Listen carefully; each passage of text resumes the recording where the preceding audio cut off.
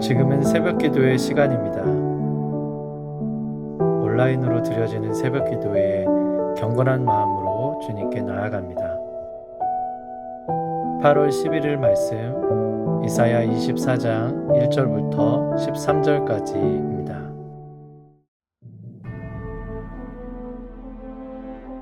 보라, 여호와께서 땅을 공허하게 하시며 황폐하게 하시며 지면을 뒤집어 엎으시고 그 주민을 흩으시리니 백성과 제사장이 같을 것이며 종과 상전이 같을 것이며 여종과 여주인이 같을 것이며 사는 자와 파는 자가 같을 것이며 빌려주는 자와 빌리는 자가 같을 것이며 이자를 받는 자와 이자를 내는 자가 같을 것이라.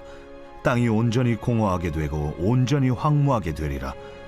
여호와께서 이 말씀을 하셨느니라. 땅이 슬퍼하고 쇠잔하며 세계가 쇠약하고 쇠잔하며 세상 백성 중에 높은 자가 쇠약하며 땅이 또한 그 주민 아래서 더럽게 되었으니 이는 그들이 율법을 범하며 율례를 어기며 영원한 언약을 깨뜨렸음이라. 그러므로 저주가 땅을 삼켰고 그 중에 사는 자들이 정죄함을 당하였고 땅의 주민이 불타서 남은 자가 적도다.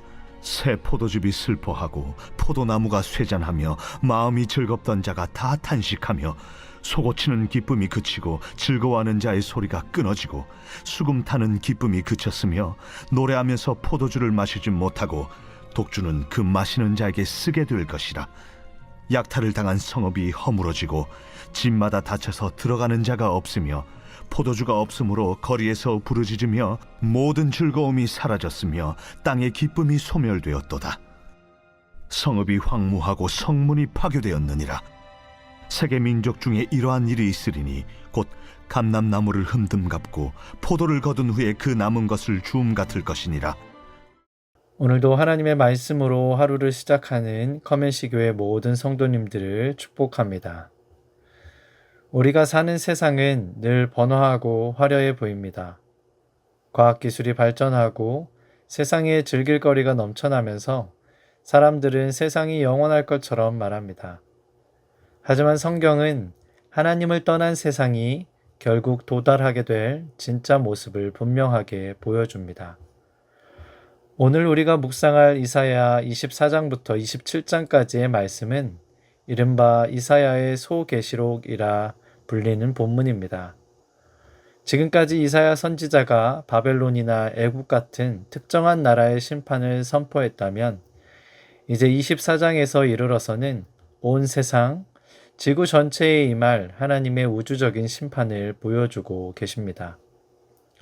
오늘 말씀을 통해 하나님을 떠난 인생과 세상이 왜 황폐해질 수밖에 없는지 깨닫고 오직 예수 그리스도 안에서만 누릴 수 있는 참된 회복과 기쁨을 누리는 복된 하루가 되길 간절히 소망합니다.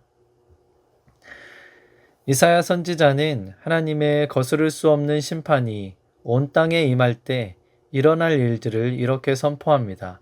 본문 1절과 3절 말씀입니다. 보라, 여호와께서 땅을 공허하게 하시며 황폐하게 하시며 지면을 뒤집어 엎으시고 그 주민을 흩으시니 땅이 온전히 공허하고 온전히 황무하게 되리라. 여호와께서 이 말씀을 하셨느니라. 하나님께서 지면을 뒤집어 엎으실 때 인간이 세상에서 구축해 놓은 모든 신분과 질서는 한순간에 무너져 내립니다. 이 절을 보면 제사장이나 백성, 종이나 상전, 채권자나 채무자 할 것 없이 모두가 하나님 앞에서 똑같이 심판받는 죄인으로서 서게 된다고 말씀합니다. 세상이 자랑하던 높고 견고한 모든 것들이 쇠잔해지고 영원할 것 같던 땅이 슬퍼하며 탄식하게 됩니다. 창세기 1장에서 하나님이 세상을 창조하시기 전의 상태였던 공허와 혼돈으로 다시 돌아가는 것과 같습니다. 하나님이 계시지 않는 세상, 하나님의 통치를 거절한 땅은 결국 아무것도 남지 않는 허무와 황폐함으로 끝날 수밖에 없음을 말해줍니다.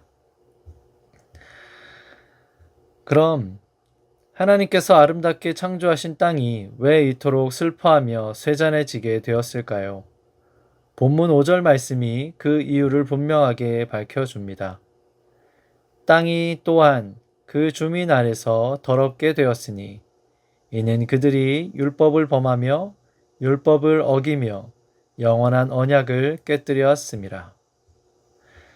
땅이 더러워지고 저주를 받은 이유는 그 땅에 사는 인간들이 하나님의 말씀에 불순종하고 하나님과 맺은 영원한 언약을 깨뜨렸기 때문입니다.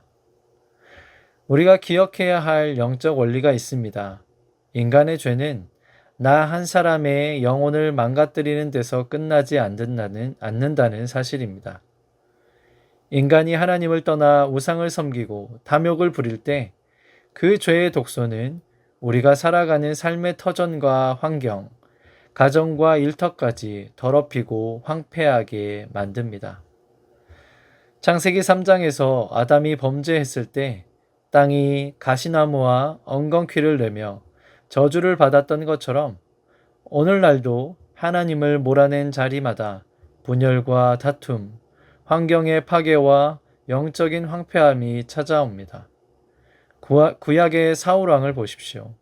하나님을 버리고 자기 고집대로 살았던 사울의 심령에는 하나님이 떠나시자마자 악신이 찾아와 극심한 괴로움과 탄식만 남게 되었습니다. 이렇게 하나님을 떠난 자리는 그 어디나 지옥과 같은 절망의 땅이 되고 마는 것입니다. 하나님을 떠난 땅의 가장 큰 비극은 참된 기쁨과 즐거움이 사라진다는 점입니다. 본문 7절과 11절 말씀입니다. 새 포도즙이 마르고 포도나무가 쇠한지라 마음이 즐겁던 자가 다 탄식하며 거리에서 포도주를 구함으로 부르짖으며 모든 즐거움이 어두워졌으며 땅의 기쁨이 소멸되었으며. 성경에서 포도주는 세상적인 풍요와 기쁨, 즐거움을 상징합니다. 그러나 하나님을 떠난 세상이 주는 포도주는 결국 바닥을 드러내게 되어 있습니다. 아무리 세상에서 돈을 많이 벌고 잔치를 벌여도 하나님이 계시지 않는 기쁨은 한순간에 마르고 어두워지며 탄식으로 바뀌게 된다는 것입니다. 그러나 하나님은 이 철저한 심판의 현장 속에서도 소망의 그루터기를 남겨주십니다. 본문 13절 말씀입니다. 세계 민족 중에 이러한 일이 있으리니 곧 감람나무를 흔듦 같고 포도를 거둔 후에 그 남긴 것을 주움 같을 것이니라. 모두가 망한 것 같은 세상 속에서도 하나님은 감람나무를 흔든 뒤 끝까지에 남아있는 몇 개의 남은 열매처럼 포도를 다 거둔 뒤 남겨진 이삭처럼 은혜를 바라보는 남은 자를 두신다는 사실입니다. 그리고 이 남은 자들에게 주어지는 완벽한 회복의 길이 바로 우리 주 예수 그리스도이십니다. 요한복음 2장에 나오는 가나의 혼인잔치를 기억하십니까? 세상의 잔치집에 포도주가 떨어져 슬픔과 절망이 찾아왔을 때 예수님이 그 자리에 계셨습니다. 예수님은 그때 맹물을 최고의 포도주로 바꾸어 주셨습니다. 이 기적은 단순한 표적이 아닙니다. 세상이 주는 포도주, 즉 그 기쁨은 결국 밑바닥을 드러내고 우리를 탄식하게 만들지만 예수 그리스도가 우리 삶에 찾아오시면 맹물같이 덤덤하고 황폐했던 우리의 인생이 비교할 수 없는 하나님의 나라의 기쁨과 은혜로 완전히 변화된다는 복음의 선언입니다. 사랑하는 커맨시 교회 성도 여러분, 오늘 본문은 하나님을 떠난 세상이 얼마나 공허하고 허무한지를 가감없이 보여줍니다. 세상이 주는 즐거움과 풍요는 언젠가 반드시 마르고 소멸할 날이 옵니다. 오늘 하루를 시작하며 우리 삶을 진솔하게 돌아보기를 원합니다. 혹시 내 심령 속에 혹은 우리 가정과 일터 속에 하나님을 멀리하고 떠나 있어서 쇠잔해지고 황폐해진 영역은 없습니까? 해답은 오직 하나입니다. 회복의 길은 오직 예수 그리스도께 나아가는 것뿐입니다. 내 삶의 중심에 예수님을 다시 왕으로 모셔드려야 합니다. 세상의 포도주를 찾아 방황하던 걸음을 멈추고 우리를 위해 십자가에서 피 흘리신 예수님께로 돌아가는 것입니다. 또 하나님이 주시는 영원한 기쁨을 구하여야 합니다. 환경과 조건에 따라 사라지는 세상의 즐거움이 아니라 유일한 피난처 되시는 주님 안에서 샘솟는 영적인 기쁨을 사모하며 살아가길 바랍니다. 우리가 회개함으로 주님께 나아갈 때 십자가의 보혈로 우리의 마음에 황폐한 땅을 기쁨의 동산으로 바꾸어 주실 줄을 믿습니다. 오늘 하루 오직 예수님만을 내 삶의 주인으로 모시고 참된 회복과 평안을 누리는 커맨시교의 모든 성도님들 되시기를 주님의 이름으로 간절히 축복합니다. 아멘. 기도하시겠습니다. 사랑의 주님, 오늘도 귀한 말씀으로 우리를 채워주시니 감사드립니다.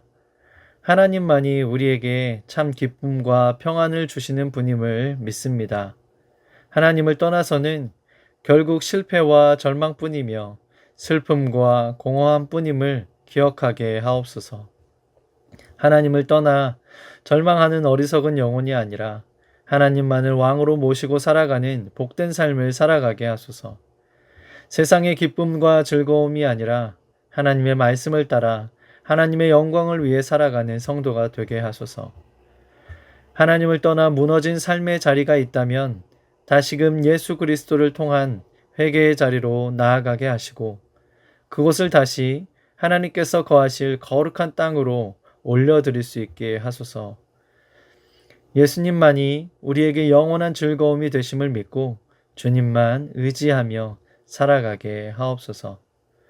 오늘도 우리의 삶에 동행하시며 놀라운 은혜와 사랑을 베풀어 주시는 예수님의 이름으로 기도합니다. 아멘. 오늘도 주신 말씀 붙잡고 기도하며 나아가겠습니다.